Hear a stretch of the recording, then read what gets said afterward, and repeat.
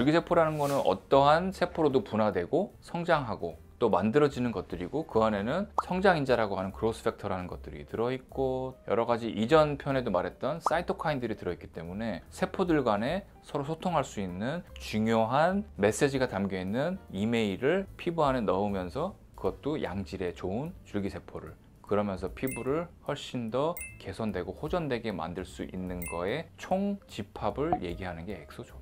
그래서 우리 피부는 이걸 딱 받으면 야, 좀 만들어, 세포 좀 성장시켜, 재생시키고 회복 좀 하자 라고 약간 강압적이면서도 되게 힘이 좋은 애가 이러한 압력을 행사하는 거라고 생각하면 된다는 말이지.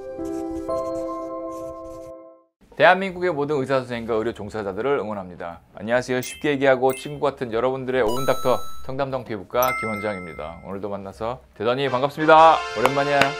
안녕하세요. 잘 지냈어? 엑소솜 있잖아요. 엑소솜 다룬 지 꽤 오래된 것 같거든요. 꽤 오래됐어. 오늘 엑소솜 랑데뷔 한번 맞춰볼까요? 랑데뷔 한번 맞춰볼까라는 게 문맥상으로 맞아? 어쨌거나 한번 맞춰봅시다. 사실 엑소솜이라는 게 맨 처음에 한 5년 전쯤에 굉장히 활발하게 우리가 시술도 많이 하고 이럴 때는 어떤 유행이라고 좀 생각이 되어졌었거든. 이거는 틈새를 공략했고 오래 못 갈 거라는 사실 그런 반응이 되게 지배적이었었어. 근데 요즘 들어서 아직도 엑소솜, 그리고 나도 엑소솜을 꾸준히 계속 해오고 있고, 그러다 보니까 한 시대를 막 풍미하고 사라지는 그런 게 아니고, 어떻게 보면 약간 아침 드라마 같은? 아침 드라마에 나오는 분들이 인기가 많으신 분들도 있지만 그냥 잔잔하게 이제 가시잖아. 잔잔하게 가시면서 연기력도 굉장히 좋고, 그리고 시청률도 굉장히 좋고, 내용도 탄탄하고 재밌고, 사실은 시청률도 우리가 생각하는 것보다 굉장히 높게 나오는 거 알아? 그렇기 때문에 엑소솜은 뭐다? 잔바리. 아니지, 내가 여태까지 못 설명했어. 엑소솜은 아침 드라마다. 그렇지, 엑소솜은 아침 드라마 같은 화려하진 않지만 꾸준하게 사람들한테 사랑을 받아온 그런 시술이라고 생각하면 될 것 같아. 너무 적절하고 너무 잘한 것 같은데? 일단 교보모고 느낌이 납니다. 근데 원장님, 그 엑소솜이 정확히 뭔지 딱 요즘에 유행하는 말 아시죠? 알잔 딱깔센. 그게 뭐야? 알잔 딱갈쌤? 아, 알아듣기 쉽게 딱 가르쳐 주세요 쌤, 이건가? 맞는 것 같아요. 알잘 딱갈쌤 오늘 해드리겠습니다. 엑소솜은 스킨 부스터야. 세포들끼리는 서로 간에 이제 상호 신호를 서로 전달하면서 소통을 하게 돼 있거든. 그런 소통을 하는 것들을 신호 전달 물질이라고 부르겠지. 신호 전달 물질들을 서로 상호 주고받는 것들인데, 그러니까 옆에다가 정보를 전해주는 메신저 같은, 그러니까 어떻게 보면 약간 이메일 같은, 손편지 같은 그런 느낌이라고 생각하면 돼. 우리가 메일에는 되게 많은 정보들이 들어있는 경우가 많잖아. 내가 하고 싶은 얘기들, 그리고 저 사람이 전달받았으면 하는 그런 내용들을. 그렇다고 해서 뭐 우리 옛날에 혹시 행운의 편지 기억나? 행운의 편지 알아? 이 편지는 1990년 영국에서 시작하여, 우리가 행운의 편지 같은 그런 의미 없는 편지들이 있지만, 엑소솜은 우리가 진짜 의미가 있고 여러 가지 내용 정보들이 담겨져 있는 그런 편지들을 피부 안에 넣어준다라고 생각합니다. 근데 그 편지는 어떤 거냐면 줄기세포, 스템셀이라고 부르는 줄기세포에 이제 엑소솜이 담겨있다고 생각하면 되는데, 줄기세포의 정보를 담은 아주 좋은 이메일이라고 생각하면 돼. 좋은 손편지라고 생각하면 되는데, 그 줄기세포라는 거는 어떠한 세포로도 분화되고 성장하고 또 만들어지는 것들이고, 그 안에는 성장인자라고 하는 그로스 팩터라는 것들이 들어있고, 여러 가지 이전 편에도 말했던 사이토카인들이 들어있기 때문에 세포들 간에 서로 소통할 수 있는 중요한 메시지가 담겨있는 이메일을 피부 안에 넣으면서, 그것도 양질의 좋은 줄기세포를, 그러면서 피부를 훨씬 더 개선되고 호전되게 만들 수 있는 거의 총 집합을 얘기하는 게 엑소솜이야. 그래서 우리 피부는 이걸 딱 받으면 야, 좀 만들어, 세포 좀 성장시켜, 재생시키고 회복 좀 하자 라고 약간 강압적이면서도 되게 힘이 좋은 애가 이러한 압력을 행사하는 거라고 생각하면 된다는 말이지. 전에도 설명했지만 그 피부 장벽이라는 게 있잖아. 장벽이라고 하면 우리가 집이 있으면 벽에 합판을 세우고 뭐 시멘트를 바르고 벽돌을 차곡차곡 싸서 그 벽을 만드는 것처럼, 우리 피부 장벽을 엑소솜이 들어와서 성장인자들과 이런 줄기세포들의 분할을 도우면서 훨씬 더 견고하고 굳건하게 만들려고 하기 위해서 그러한 시술을 받게 되는 것들을 우리가 통틀어서 엑소솜 시술이라고 부르는 거야. 질문 들어가겠습니다. 무섭다. 스킨 부스터 종류가 굉장히 많잖아요. 많지.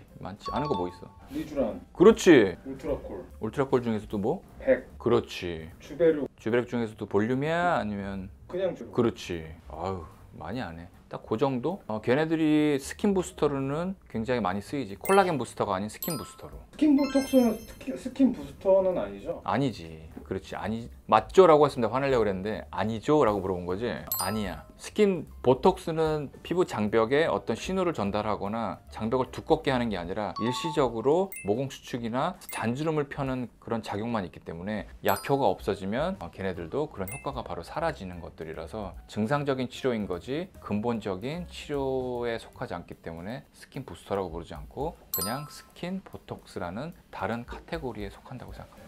원장님 엑소좀 좀 많이 사용하시나요? 그럼 많이 쓰지. 많이 쓰고 아까 얘기한 것처럼 처음에 나왔을 때 한 5, 6년 전쯤에 핫할 때부터 쓰기 시작했고 사실은 유행이 좀 있었긴 하지만 그래도 전반적으로 베네브랑 우리 엑소좀 꾸준하게 좀 써왔었고 아까 얘기한 것처럼 아침 드라마처럼 꾸준하게 좀 사랑받았었던 것 같아요. 원장님 그럼 어떤 때 많이 쓰이나요? 엑소좀 다른 리쥬란이나 이런 얼굴을 반짝반짝하게 하고 광나게 하는 그런 애들이랑은 그리고 수분 공급을 하는 애들이랑은 조금 다르게 일단 우리 촌년병이라고 부르는 홍조 치료에 상당히 많이 쓰이고 그리고 여드름 치료에도 많이 쓰이고 그리고 피부 트러블 많이 나시는 그리고 아토피 이런 간지러움이 있거나 어떠한 외부 자극에 쉽게 손상받을 수 있는 그런 피부에 많이 쓰게 되는 것 같아요.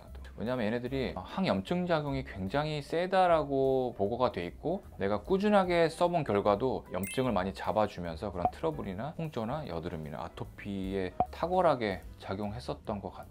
그래서 뭐 항염작용이랑 또 항산화, 재생 그러니까 삼박자가 두루 갖춰진 굉장히 좋은 아침 드라마 같은 우리 아침 모닝 드라마 같은 그런 식으로 잘 쓰이고 많이 쓰이고 그리고 하고 나서 화장도 잘 받고 로션도 잘 먹혀 이거 하고 나면. 이것도 뭐 필러처럼 수입이나 국산, 뭐 보톡스처럼 보톡스 뭐 내성 고려해가지고 단일 단백질, 그렇지. 복합 단백질, 제어민 이렇게 나누잖아요. 그렇지. 엑소좀도 그렇게 필요한 게 있나요? 여러 가지의 제품들이 많이 나오긴 했었어. 이게 되게 애석하게도 국산 필러나 수입산 필러 이런 것들 차이를 볼 때는 이제 가격 차이가 월등하게 많이 나거든. 수입산과 국산 보톡스는 가격 차이가 많이 나고 하는데 엑소좀은 그냥 무조건 다 비싸. 거의 굉장히 원료가 비싸게 가공을 하는지 굉장히 비싸고 여러 가지 엑소점들이 많이 출시됐긴 했지만 내가 가장 많이 쓰는 거는 ASC라고 해서 굉장히 고가인데 그 엑소점이 가장 롱런하고 있고 여러 가지 상품들과 분류들이 있었지만 엑소점이 가장 메인으로 많이 들어가 있는 ASC라고 하는 엑소점을 가장 많이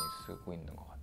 이게 가장 최상급이면서도 가장 널리 쓰이고 그런 것 같은데 엑소점에도 뭐 엑소점이랑 히알루론산이 같이 들어있는 게 있고 엑소점이 있고 무슨 트랜사믹 애시드라고 해서 도란사민이라고 하는 기미 잡는 애들이 같이 섞여 있는 게 있었고 우리 배곡 성분인 글루타치온. 그렇지 글루타치온이 같이 들어있거나 비타민이 같이 들어있거나 그렇게 여러 가지로 좀 믹스들이 돼 있는 믹스를 해야 되는 애들이 많았는데 그래도 엑소점 원액이 가장 많이 들어있으면서 항산화 물질이랑 히알루론산이 들어있는 ASC라고 하는 그래서 에이뿔이라고 하는 그 엑소점을 가장 많이 쓰고 있는 것 같아요. 시술을 또 이것도 당연하게 또 아프게 하실 거잖아요. 아프게 하실 거잖아요? 야, 아프나요? 야, 내가 무슨 환자를 아프게 하려는 무슨 악마야, 내가? 아파, 근데. 아파요? 그러면 어떻게 시술 방법을 하시나요? 시술 방법은 사실은 얘네들이 어떤 리쥬란이나 필러나 보톡스처럼 얼굴에 주사로 주입을 시키는 그런 허가가 나 있는 상태는 아니야. 나 있는 상태가 아니고 그냥 겉에다 도포하거나 조금 찍어서 겉에다 발라주거나 하는 식으로 해야 되는 그런 제품들이기 때문에 여러 가지로 우리가 어떻게 조금 더 잘 얼굴에 밀어넣고 흡수가 잘 되게 하느냐 하는 게 가장 큰 풀어야 되는 숙제고 시술 방법에 의해서 얼굴에 여러 가지 환경들이 많이 바뀌게 돼 있거든. 미세층 고주파의 대명사인 시크릿이나 포텐자 얘네들로 미세하게 얼굴에 침을 이제 찔러서 구멍을 뚫고 그 안에 흡수를 시키려고 바르면서 집어넣으려고 하는 게 있고 다른 방법으로는 MTS로 이렇게 눌러가면서 구멍을 뚫고 도포 방식으로 해서 안에다가 침투시키거나 관리 장비로 LDM이나 또 토르라고 하는 고주파 장비 그러니까 초음파랑 고주파 장비를 이용해서 얼굴에 도포하고 문질러 가면서 침투시키는 그런 방법들을 많이 쓰지. 사실은 뭐 얼굴에다가 우리가 주사 치료를 하면 안 된다라고 하지만 시술 자체는 의료인의 판단에 의해서 사실은 하는 것들 자체는 어느 정도 허용이 되기 때문에 의사 선생님들이 안에다가 음압을 이용해서 우리가 물광 주사로 해서 얕은 층에 주입을 하는 식으로 시술하는 경우도 굉장히 많아. 이런 것들은 환자들에게 설명을 잘 하고 그리고 어떤 방식으로 어떻게 우리가 물광이라고 하면은 딱 그때 얘기 뜨는 듯이 착 빨아들여갖고 그 사이에다가 탁 집어넣고 그런 엑소좀이나 어떤 물질들을 진피 위층에다가 살짝 깔아주게 되면 얘네들이 훨씬 더 치료 효과를 훨씬 더 잘 볼 수 있기 때문에 환자들과의 그런 치료 방법에 대해서는 원장님과 잘 상의를 해서 어떤 방법으로 주입하는 게 가장 좋은지 그런 과정을 그런 상담을 좀 겪는 게 가장 내가 볼 때는 가장 좋을 것 같아. 합법적인 주입 방법은 아까 얘기한 대로 침으로 찌르고 도포하는 방법, 그리고 겉에다가 그냥 고주파나 초음파를 이용해서 문질러주면서 흡수시키는 그런 방법으로 많이들 하는 것 같아. 나도 그렇게 하고 있고. 원장님 이 시술도 한 달에 한 번씩 이렇게 해야 되는 거예요? 2주에 한 번씩 하시라고 설명드리고 여드름 환자인 경우에 굉장한 효과를 많이 봤거든 사실은. 그리고 얼굴이 좀 거칠거칠하고 뭔지 모르게 좀 오돌토돌한 그런 면포성이 있는 분들도 굉장히 효과가 좋아. 그렇기 때문에 피부의 장벽, 그러니까 조금 더 탄탄해 보이고 좀 더 환해 보이고 그러면서 여드름이 좀 있거나 아니면 아까 얘기한 어떤 피부 질환이 있는 경우 그것들이 염증에 의한 것들일 경우에는 상당히 효과가 좋았고 그런 경우에는 2주에 한 번 정도씩 한 대여섯 번 정도 치료하면 꽤 좋아지고 한 번만 해도 나는 효과를 꽤 좋다라고 느끼시는 분들이 많았어. 엑소좀은 나는 굉장히 많이 쓰고 있고 오늘 처음 다룬 것 같긴 한데 사실 이거 굉장히 많이 쓰고 있었어. 2주에 한 번 정도씩 한 번이라도 받아보신 이후에 어떤지 그 다음에는 2주 간격으로 하는 게 내가 볼 때는 가장 효과적으로 단기적으로 올라오는 것들 그리고 염증들 그리고 홍조들 치료에는 잘 쓰인다고 생각이 들어. 원장님 목 수축이나 볼륨 개선, 뭐 탄력 이런 데 효과 있나요? 없어. 없어요? 없어. 이게 아까 얘기한 대로 미세침 고주파를 이용해서 우리가 찍어가면서 구멍을 내고 겉에 도포를 하면서 이제 우리가 안에다 흡수시킨다 그랬잖아. 근데 엑소좀 단일 제품으로 모공 수축을 주된 타겟으로 우리가 시술한다? 라고 할 때는 나는 그거는 맞는 시술이라고 생각하진 않아. 근데 하고 나서 모공 수축이 조금 일어나는 이유는 아까 얘기한 주입을 할 때 썼던 미세침 고주파에 의해서 사실은 그 고주파에 의해서 모공 수축이 일어났다고 나는 생각하고 어떤 엑소점에 의해서 모공 수축이 일어났다고 나는 생각하지 않기 때문에 나의 대답은 아닌 것 같아.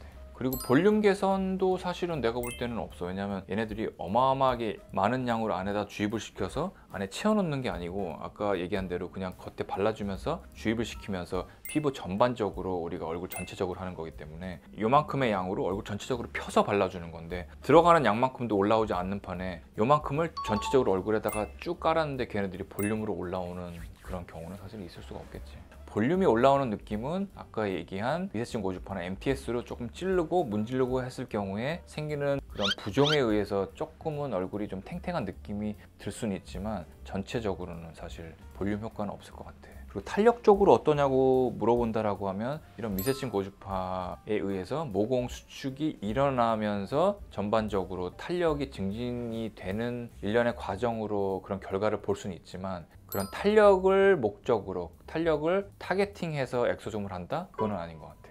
엑소좀은 일단 항염이나 항산화 그리고 홍조, 여드름 이런 쪽에 치료에 쓰이는 것들이고 탄력이나 모공 수축이나 그리고 볼륨 향상에 대해서는 다른 시술들이나 다른 방법들을 이용해서 개선을 시키는 게 나는 맞다고 생각해.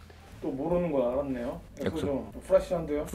프레시하지. 엑소좀 다뤄야지 하면서 사실은 계속 좀 뒤로 좀 밀렸었던 것 같아. 근데 지금 사실 여름이 다 끝나갈 무렵쯤에 이게 나가겠지 아마? 그러면서 이제 앞으로는 찬바람이 좀 불고 또 피부에 또 온도차 그리고 더 건조해지고 하면서 피부 장벽이 견뎌야 하는 우리가 시련들이 또 닥쳐오고 다가올 수 있기 때문에 리쥬란이든 주베룩이든 그리고 울트라콜이든 그리고 오늘 말씀드린 ASC 엑소좀 우리가 잘 활용해서 환경적인 요인에서부터 우리가 피부가 너무 손상되지 않는 그런 계절을 좀 맞이했으면 좋겠네. 됐지? 오케이. 오늘도 준비한 내용 봐주셔서 대단히 감사합니다.